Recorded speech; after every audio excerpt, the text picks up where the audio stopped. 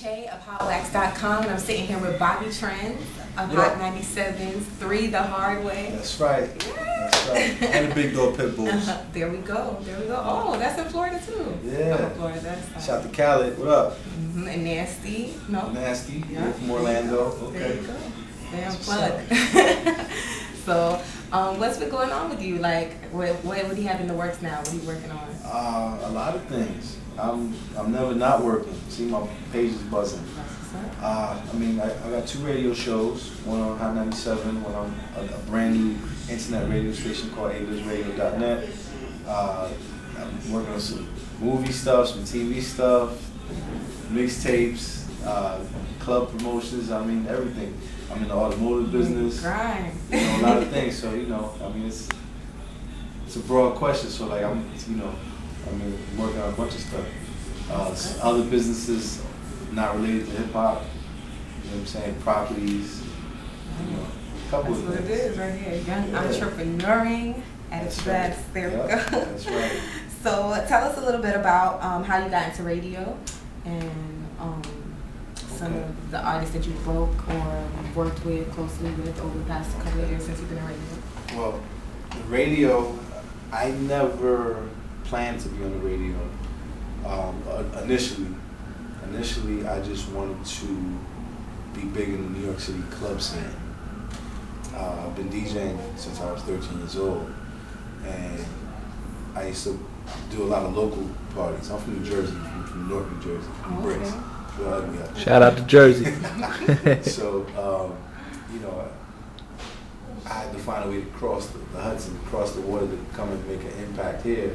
So I came silently. I decided to start interning for Funkmaster Flex.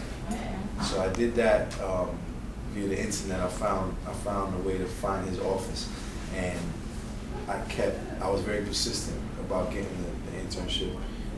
So I started from the bottom. I did that and then worked my way up. I didn't even tell anybody I was a DJ, but I got fired. I've been fired, rehired, all types of stuff, and nobody knew I was a DJ. I was real quiet, and then when I found my entry, then I decided to make it big. So I've opened up for Cypher Sounds for all the Big Dog Pit Bulls. Cypher Sounds, Big Cap, Flex, and finally Flex saw something in me that made sense, and I never asked for anything. I just worked hard, and he inducted me into the Big Dog Pit Bull crew.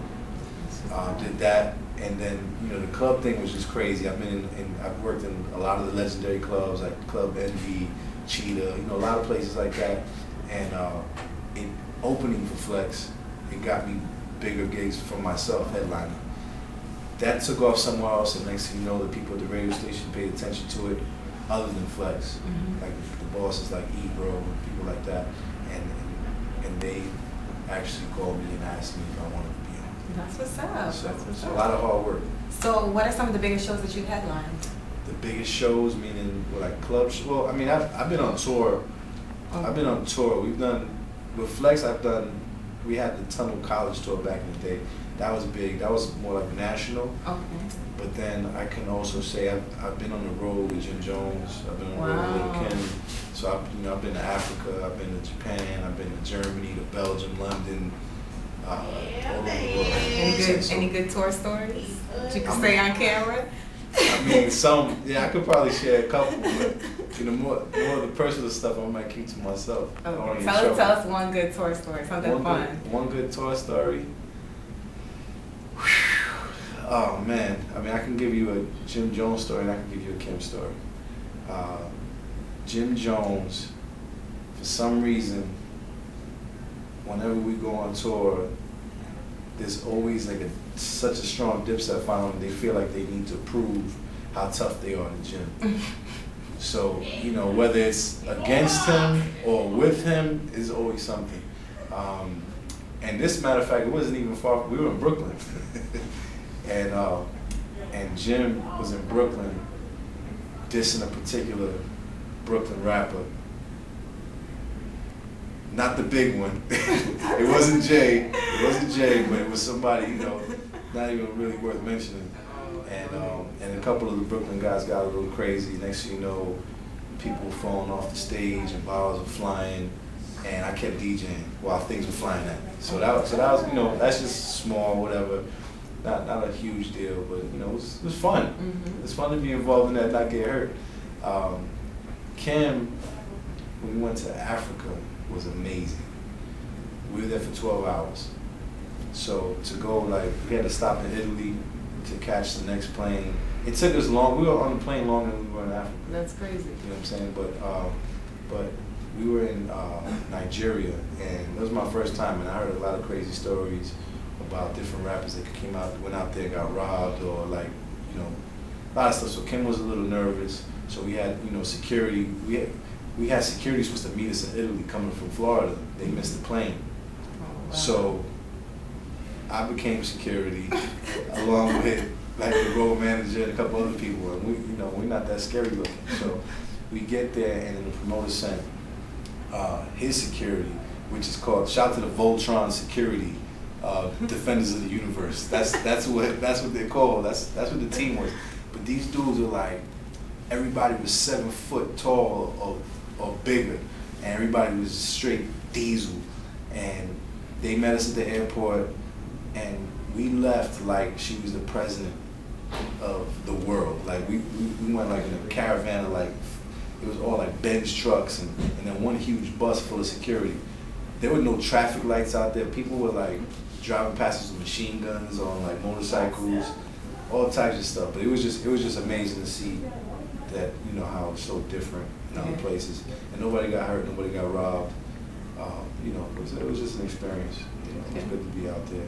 And they gave Bobby Trends a lot of love out there. As soon as I cracked the mic on stage, a lot of people came and took pictures, and they know Bobby Trends in Africa. So they got Little Kim and Bobby Trends. They didn't even expect Bobby Trends. Mm-hmm. When I came out there, I got a lot of love. That's what's up.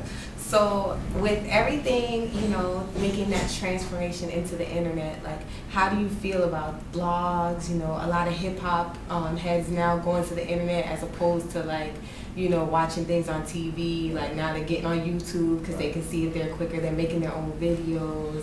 I think it's a great tool, to get people out there. Mm-hmm. But I think that some people are relying too much on it. Meaning, when relying on it, they're not using everything. They're thinking that just the internet is going to get them where they can get to. Yeah. But I haven't seen anybody really explode off the internet. You got people like Tila Tequila, who she kind of blew up off of MySpace. Can't forget Cassie. Cassie, yeah, but Cassie, the difference between that though, Cassie was, she got Puff behind her. Yeah. You know what I'm saying? So it was a little different, and they got a street team. Tila Tequila got a street team. Yeah. You know what I'm saying? And yeah, she got her reality show, but then now what? What's next? That doesn't quantify that she blew up. You know what I'm saying? I hate to say it. She's like an internet slut. You know what I'm saying? So it's nasty. I know. So, but going to the rappers. I think there's a new breed of rappers that are on the internet, but I feel like they're not working hard enough in the street. I'm not gonna say who in particular, but there's a bunch of them, and I feel like if one of them doesn't blow up, it's gonna be nasty. Yeah. Because now they're gonna be labeled internet rappers. Exactly. And that's not really hip hop. Yeah. You know what I'm saying? You gotta hip hop came from the street, so you gotta get your street grind on as well as the internet. Big up the Mano.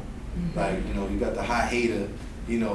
Mano is from the street, and he started from his street buzz, and went from the street buzz, and now he's on the internet because he's a smart dude, and he's using all his resources. You know what I'm saying? I don't know what it's called, but it's like a diary of Mano, and I watch it, and it's dope because you get to know more about him. Yeah. And so he's using, and the internet is free. You know what I'm saying? So go get it, but don't abuse it where you're not concentrating on the street. Exactly. You gotta get to that street, because if not, it ain't gonna happen for you. Pay attention, internet rappers, because that's what you're gonna be called, internet rappers. It's gonna be ugly. Internet rappers. It's the new saying. That's nasty. coin it.